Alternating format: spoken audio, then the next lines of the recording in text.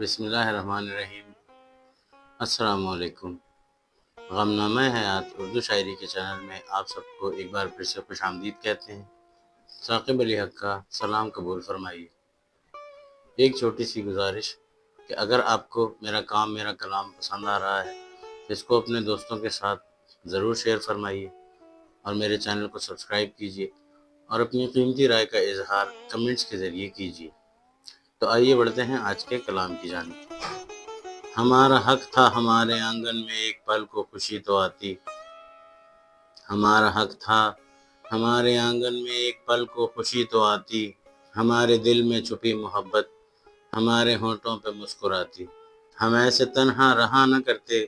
سیاہ رخی کا گلہ نہ کرتے، محبتوں کی چمک ہماری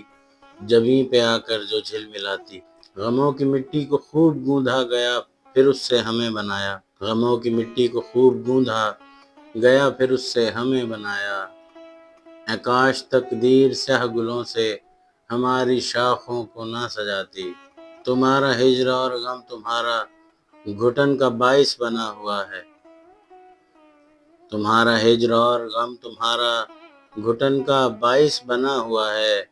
یہ سانس چلتی ہے تو ہماری درونی بے چینی ہے بڑھاتی، ہمارے دل میں بھرا ہلاہل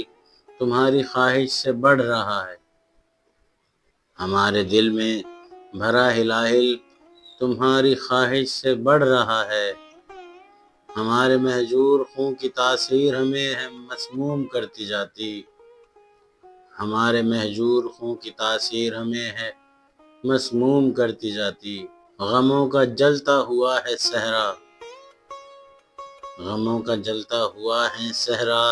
ہم اس کے غم میں جو جل رہے ہیں، اے کاش ہم ایسے غم زدوں پر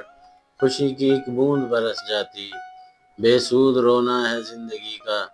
تمام آنسو بھی رائے گاں ہیں، بے سود رونا ہے زندگی کا تمام آنسو بھی رائے گاں ہیں، نہ تھے میسر جو خود کو ثاقب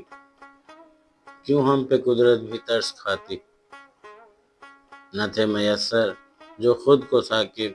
کیوں ہم پہ تقدیر ترس کھاتی، ہمارا حق تھا ہمارے آنگن میں ایک پل کو خوشی تو آتی۔